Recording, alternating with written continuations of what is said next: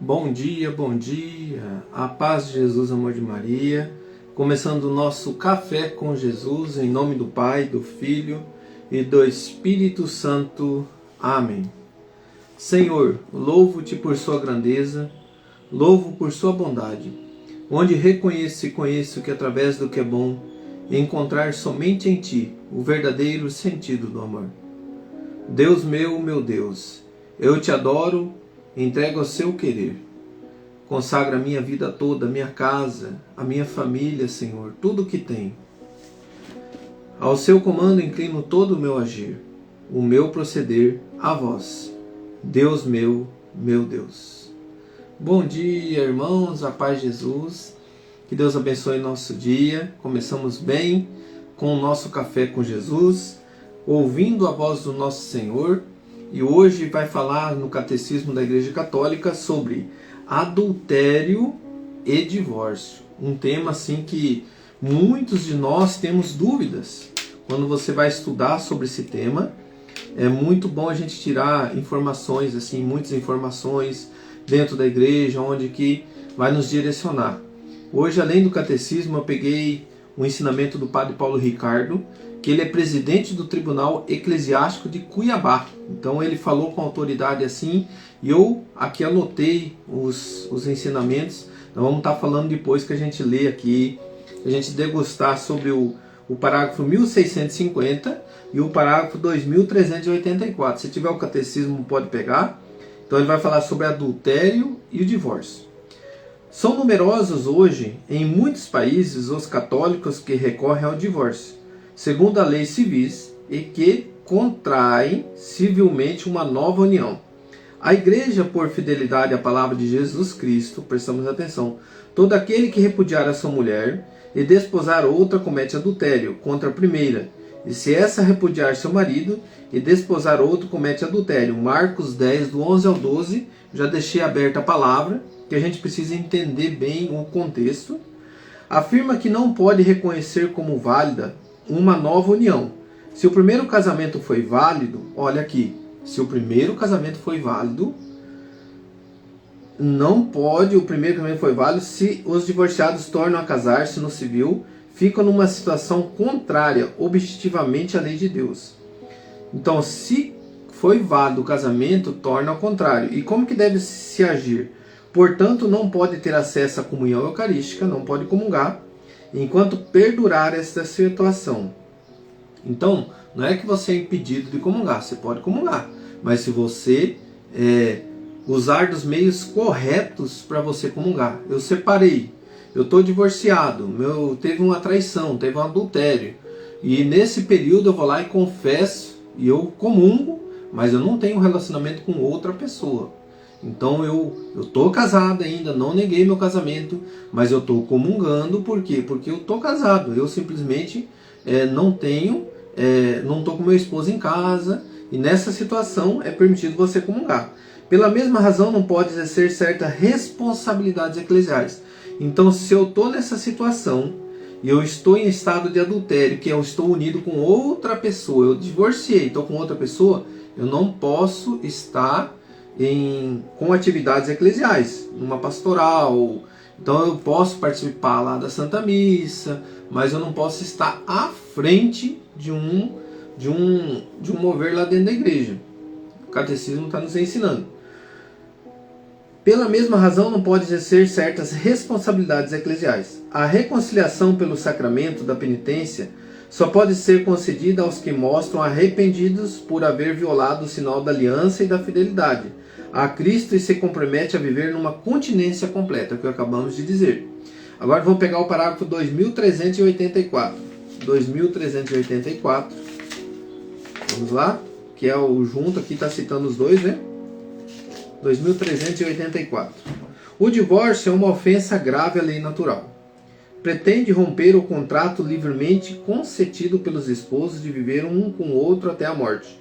O divórcio lesa a aliança de salvação, da qual o matrimônio sacramental é sinal. O fato de contrair nova união, mesmo que reconhecida pela lei civil, aumenta a gravidade da ruptura. O cônjuge recassado recasado passa a encontrar-se em situação de adultério público e permanente. Então, se você se divorciou, foi lá e casou no civil novamente, aumentou mais ainda o teu pecado, porque você colocou ele publicamente. Irmãos, por que eu estou falando isso? Porque tem certas denominações que usam o versículo de Mateus 18, que vai dizer assim, né? Tudo que ligares sobre a terra será ligado no céu, como o casamento. Não é. Esse versículo bíblico, ele vai dizer até na Bíblia Ave Maria, o contexto, no versículo 15, capítulo 18, versículo 15, 2 versículos anterior, aí que está o grande problema de você pegar um versículo da Bíblia, sem um contexto, e você dizer que é isso que Deus está falando. Tome cuidado, viu? Porque você vai ter que comprovar isso perante Deus, que você falou que Deus está falando, sem autoridade, sem a igreja de Cristo. Por isso, irmão, caminhamos com a igreja. A igreja de Cristo há 2000 anos. Se aconteceu algo de errado com a igreja, que ela é a igreja em si, o que deixou mover dentro da igreja, o que está escrito, analisado, rusticamente, não tem erro. Porque ela é irrepreensível. Diante dos olhos de Deus, a igreja foi deixada para que tenha um contexto com Cristo, onde Ele é a cabeça. Então, se teu irmão tiver pecado contra ti, esse é o contexto. Então ele fala sobre o perdão dos pecados, essa palavra. E não é o ligar no civil será ligado no céu. O que é desligado do civil será desligado do céu. Não é este contexto. E é usado isso pelos irmãos protestantes. Já me falaram isso. Eu estou dizendo com autoridade do caso. Só se esse irmão protestante falou para mim, muito... só ouvi ele, né? Pode ser com essa pessoa, mas eu fiquei até aterrorizado. Falei, nossa, não tem nada a ver com um casamento. Aonde que diz do casamento, nós acabamos de ler. Vamos lá? Marcos 10, versículo 1. Saindo dali, ele foi para a região da Judéia, além do Jordão. As multidões voltaram a segui-lo pelo caminho, e de novo ele pôs-se a ensiná-las, como era-se o seu costume. Jesus ensinando. Chegaram a fariseus e perguntaram-lhe, para pôr à prova, eles queriam pôr à prova Jesus, falando sobre o divórcio. Olha só. É permitido ao homem repudiar a sua mulher? Ele respondeu-lhe, quem vos ordenou? Moisés? Eles responderam, Moisés permitiu escrever carta de divórcio e despedir a mulher. Continuou Jesus, foi devido à dureza do vosso coração que ele vos deu essa lei, mas o princípio da criação, Deus fez o homem e a mulher, por isso deixará o homem pai e mãe e se unirá à sua mulher, e os dois não serão senão uma só carne, assim já não são dois, mas uma só carne. Não separe, pois, o homem o que Deus uniu. Jesus está pronunciando com todas as letras, irmãos. Não está dizendo que é para você ir lá no civil e casando civil. É Jesus. Se você ouve uma pessoa que se diz que tem autoridade, com a voz de Deus, dizer que pode separar e casar a hora que você quiser, tome cuidado. Em casa, os discípulos fizeram, ainda os discípulos eles questionaram. Ensina para nós, né? Porque ele veio trazer a plenitude da lei, o nosso Senhor. Ele disse, quem repudia sua mulher e casa-se com outra, comete adultério contra a primeira. E se a mulher repudia o marido e casa-se com outro, comete adultério. Está bem simples. Agora, irmão, nós vamos entender o que a igreja diz sobre o divórcio. Vamos lá. Nulidade matrimonial. Como diz aqui o padre Paulo Ricardo, que ele sendo um presidente do Tribunal Eclesiástico de Cuiabá, ele diz assim, que a igreja católica não concede divórcio. Não existe divórcio para a igreja católica, não existe anulação de casamento. Presta atenção, a igreja não concede divórcio, analisa o casamento para ver se ele aconteceu de verdade, ou se ele jamais aconteceu. Então a igreja vai dizer assim, que o padre faz a pergunta para o casal, se o seu amor por seu esposo ou a sua esposa é de livre e espontânea vontade, você vai responder diante das 4 perguntas que ele faz lá. Aí você vai dizer sim ou não, você vai dizer que sim. E as características deste amor tem que estar a característica ligada a Cristo pela igreja. É de livre e espontânea vontade?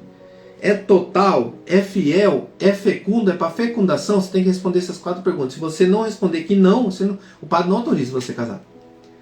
Por isso que quando diz se é fecundo, se você quer ter filhos ou não, e a pessoa diz que não, a igreja fala, então, você não vai viver o casamento, você tem que ser tudo que está aqui. É de livre e espontânea vontade que o fazeis? Sim ou não? Se for sim, pode casar. Se for não, não. Agora, como que a igreja vai analisar se pode haver como dizer, não é uma anulação, vai comprovar que nunca existiu o amor, que nunca existiu esse casamento. Ele dá um exemplo assim, que sabe a brincadeira do casamento caipira? E até ele cita assim que isso aí é ridículo que fazem isso, que é uma brincadeira com o sacramento da igreja. Ele acha que é incorreto todo católico participar de casamento caipira, porque está brincando com o sacramento. Mas enfim, ele não radicaliza, mas ele fala que o católico verdadeiro não entra nessas brincadeiras. Então, se acontecer isso, você não tem que ir lá ficar julgando as pessoas e condenando. Mas eu não participo, porque eu não vou brincar com o sacramento da igreja. Mas ele dá um exemplo que o casamento caipira, o pai da moça força o cara a casar. Então, se foi forçado, não foi de livre e espontânea vontade. Então, o casamento nunca existiu. É simples. Então, provém que tem que ser de livre e espontânea vontade. Se não foi livre, teve algo que forçou, aí está exemplo de comprovamento que nunca existiu o casamento. Então ele é nulo, porque nunca aconteceu. Tá? Tem que ser livre e espontânea vontade. Irmãos, aqui está um exemplo que foi dado, ensinamentos da igreja, ensinamentos de como que acontece diante de um tribunal eclesial sobre o casamento. Vai comprovar que nunca existiu casamento. Não é que vai dar carta de divórcio, não é que a igreja anula casamento, não. Vai comprovar que nunca existiu casamento. E aí é um processo muito amplo, por isso que muitas pessoas hoje... E quem vai se responsabilizar com isso é o tribunal eclesiástico. Então, diante de todo esse mover, nós temos que entender que o catecismo da Igreja Católica ensina que Deus uniu o homem não separa. De que forma? Se eu separei, sou casado, foi de livre e espontânea vontade, houve uma traição, houve adultério, você pode ter a opção também de você viver ali a tua castidade com essa da sua vida, né? Ou você buscar a reconciliação, o perdão e retomar novamente. Irmãos, é muito importante o que a gente está vendo, é muito importante, é muito sério esse assunto. Não queremos jogar a culpa na igreja, não queremos jogar a culpa em Deus. Assuma a tua responsabilidade, assuma aquilo que você fez a promessa diante de Deus e sejamos dignos também do que a gente faz, né? Às vezes a pessoa fala assim, vou trair, depois eu me reconcilio, eu peço perdão. Tome cuidado, irmão, tome cuidado. Às vezes você pode cair no adultério e não dá tempo de você pedir perdão, não dá tempo de você se reconciliar. A tua esposa, o teu esposo assume ali, eu não quero mais saber porque eu não aceito isso, pode acontecer, né? E as pessoas ali não se reconciliar e o amor acabar, né? Que o amor verdadeiro nunca acaba, eu já digo para você, o amor verdadeiro ele vai lutar até o final. Então assim, que nós possamos entender que diante de Jesus Cristo tudo é possível, que diante de Deus, o que Deus uniu o homem não separe, e que a gente tenha responsabilidade, e que a gente seja um homem justo e verdadeiro, uma mulher justa e verdadeira com aquilo que você assumiu lá no altar. Você promete amá-lo na alegria, na tristeza, na saúde, na doença? É a promessa que a gente faz. Se eu prometi para Deus, foi para Deus. Não foi para padre, não foi para assembleia, eu prometi foi para o meu Senhor. E se eu prometi, que eu seja fiel à minha promessa. Respeitá-la significa também não adulterar, né? Então, irmãos, que a gente possa, como eu coloquei aqui, a imagem da minha esposa e eu, casamento, a luz e o nosso Senhor Jesus. Que a gente possa estar unido o casamento com Deus. É aliança com Deus. Por isso que nós temos aliança. Aqui está, ela não tem começo nem fim, ela é eterna, né? Então, ela é a unidade perfeita com Deus. Que nós possamos fazer jus dessa aliança. Que a gente viva essa graça. Coloquemos a mão. Você que é casado, coloca a mão sobre a sua aliança. Coloca a mão no seu coração também, diante de Deus. Vamos, neste momento, renovar o nosso coração para Deus diante do casamento. Pedir a proteção divina para que não haja divórcio, para que não haja adultério, para que haja reconciliação. Sabe, irmãos, eu torço muito para quando aconteceu o divórcio, quando aconteceu a separação, né? E o casal está brigado, o casal está com problemas, que haja reconciliação verdadeira. O que é uma reconciliação verdadeira? É aquele que traiu, é aquela pessoa que caiu no pecado, ela chega e conta verdadeiramente tudo o que aconteceu, pede perdão verdadeiramente, vão lá diante do padre, confessa, pede perdão, aceita ali e ali se assume um novo caminho.